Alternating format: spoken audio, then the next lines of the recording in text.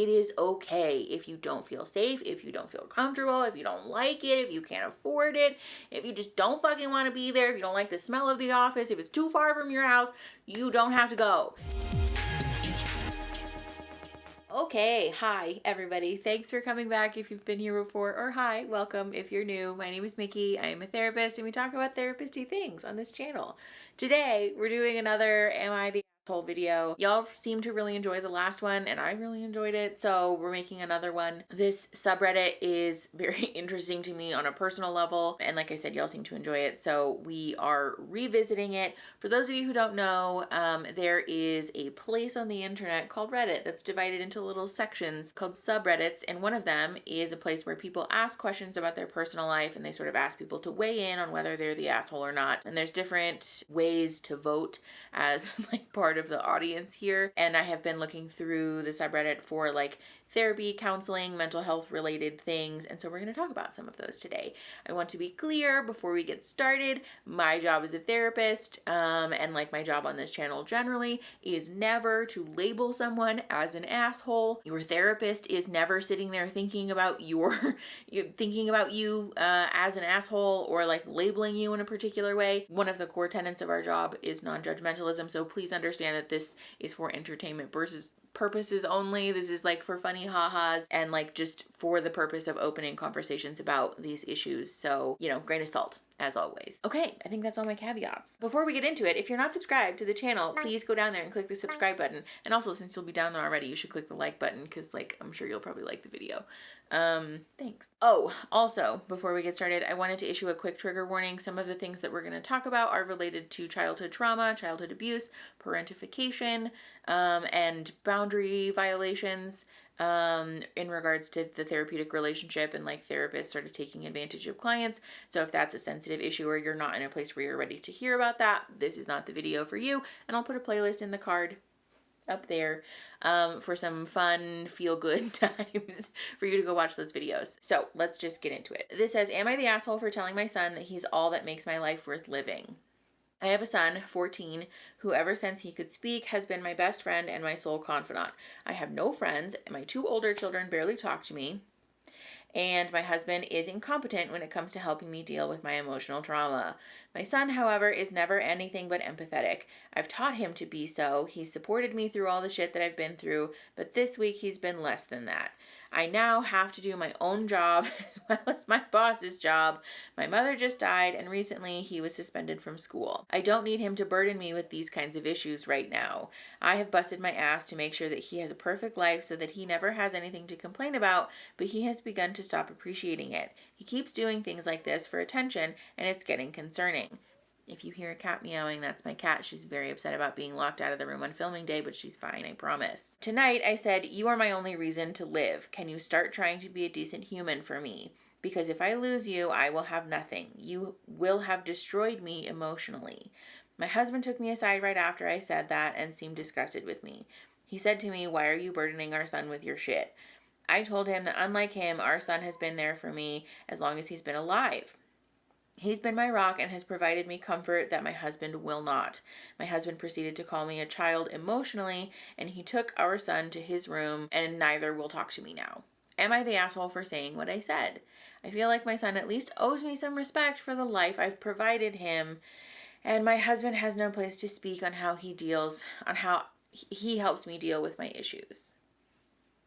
So, yikes. Let's unpack that. If you haven't watched the video that we did about Twilight and parentification, I will link it in the eye. I highly recommend that you go watch that because we talk about the concept of parentification in depth, especially like emotional parentification in which a child is given the responsibility of emotionally coddling the adults in their lives. But it sounds like that's very much what's going on here. This is unfortunately more common than people think that it is. A lot of the comments on that video actually were people sort of sounding off about, wow, I didn't realize that this is what was happening or why I felt the way that I did. And so if you're resonating with this concept, I highly want to encourage you to go to therapy because this is super fucking inappropriate for a parent to force their child to be responsible for the parent's emotional well-being is manipulative, it's abusive, it's inappropriate, and it's a heavy responsibility for a child to bear.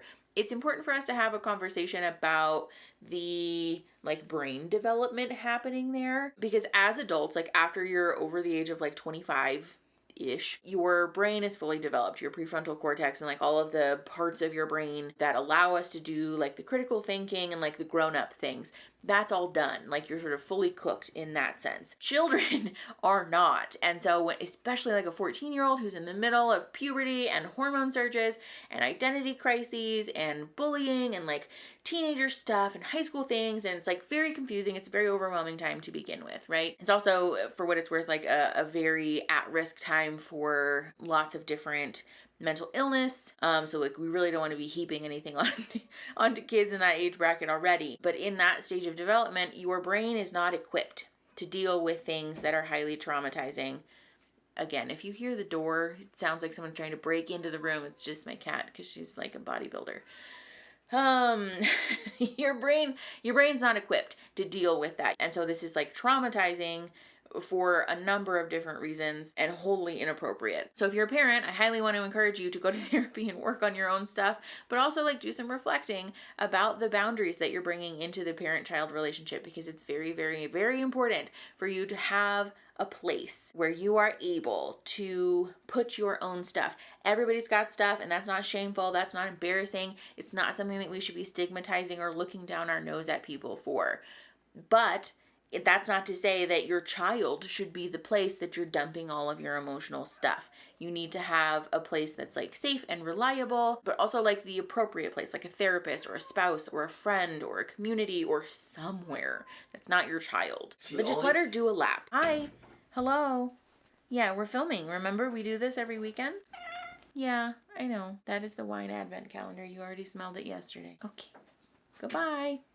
Okay. Anyways, yeah, so it's not stigmatizing or embarrassing or shameful for a parent to have stuff or trauma or to need a place or a person to unpack all of your stuff, but it is not appropriate for that person to be your child for boundary reasons, for brain development reasons, for like a whole host of reasons. So just like really try and stray away from that. If you're a child who is in this situation, or you're like the person who is being dumped on in this situation, I know that it's not always realistic, especially if you're not over 18, to like demand that you see a therapist. I do have a video about how to find a therapist if you are over 18 and you want to find your own. But if you are in this situation and you do want to go to therapy, a YouTube friend of mine, her name is Mallory, I will link her channel in the description, has a video about how to have that conversation with your parents. And so if you're interested in that or you need some resources, I will link her channel. Highly recommend that as well. I very much want to encourage anybody in this type of situation, if you're able to set some firm boundaries, because this is just not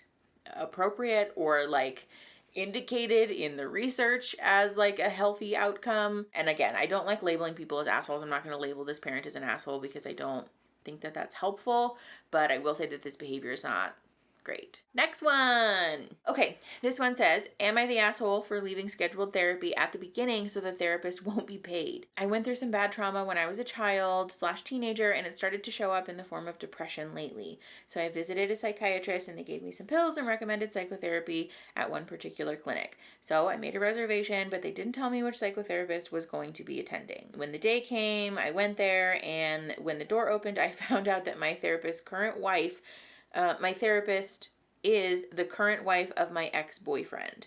I didn't know that she works there, with whom we ended on really bad terms, mainly because he started seeing her when we were still together. This person, I think, left an edit too to let us know that English is not their first language, which is why the grammar is a little bit confusing. Basically, the situation is that the therapist is the current wife of this client's ex-boyfriend. And they didn't know until the day came and the door opened and like, surprise, it's your therapist. They said I didn't really feel comfortable sharing something so personal, and I felt like she would have a power over me. I apologized to her several times and told her this won't work. She got a bit angry and told me that it's not a big deal and we will just be talking. And if I leave, the insurance company wouldn't pay for my therapy and she wouldn't be there for free.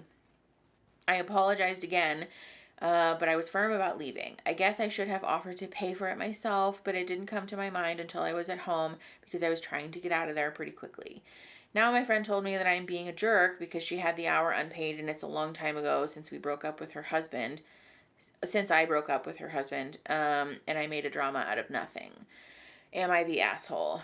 Yeah, this person's not from the United States, and so the regulations that exist in the United States don't apply to their therapist. This is something that I picked and wanted to talk about because we have talked at length on the channel about the appropriate boundaries that need to exist between a therapist and a client for safety reasons and for like the appropriate healing to take place. And this is a great example of that. If for whatever reason your therapist makes you uncomfortable, you are always allowed to get the fuck out of there.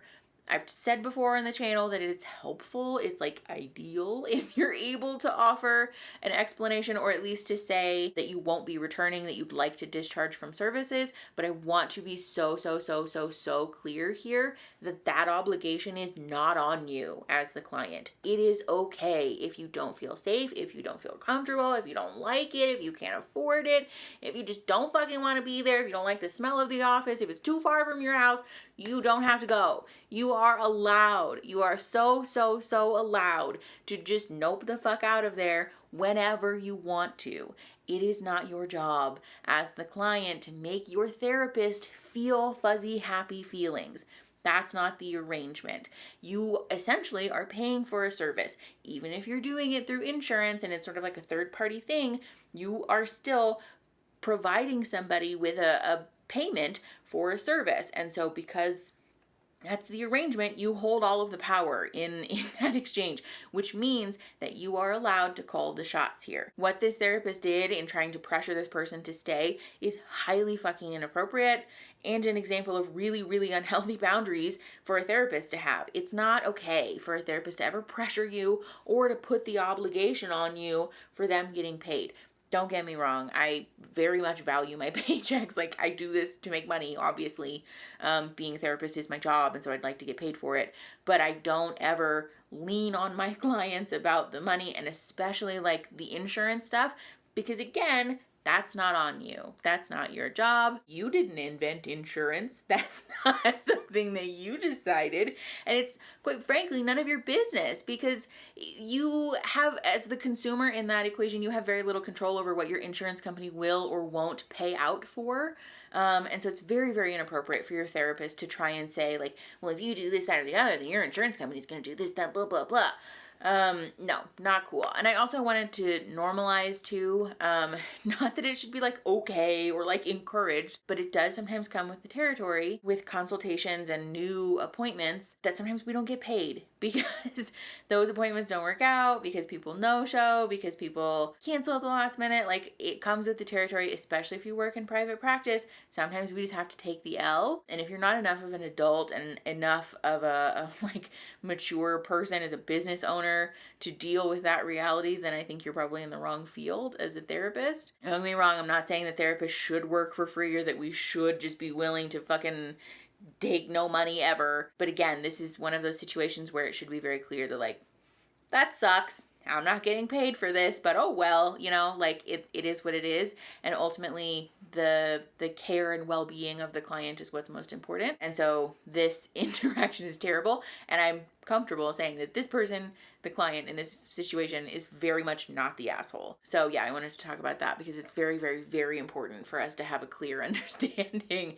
Clients are always allowed to do and say kind of whatever you want, really. I mean, don't like be abusive to your therapist. That's not cool, but you know, you're allowed to leave. Leaving is fine. Okay, let's do another one. This says, am I the asshole for telling my mom to get a therapist? Okay, so a little background. So I, 31 female, personally see a therapist and a psychiatrist to deal with trauma from getting jumped as a kid and a bunch of other stuff. My husband, 34 male, and I are currently staying with my parents, 51, while I recover from surgery and try to get back to being able to go to work. My parents have never had a healthy relationship, and since I was a teen and started therapy, my mom has always vented to me about my dad and their relationship and her life in general. I've repeatedly asked her to not do this to me for the last 18 or so years, and she doesn't respect that boundary. Today, she and my dad had a full-on screaming match while I was in the room, and I shut down. It was like being 14 again. I completely spaced as soon as they were done, and I went to my room and locked the door. Not even 10 minutes later, my mom unlocks my door and just barges into the room to start complaining about my dad, and I lost it.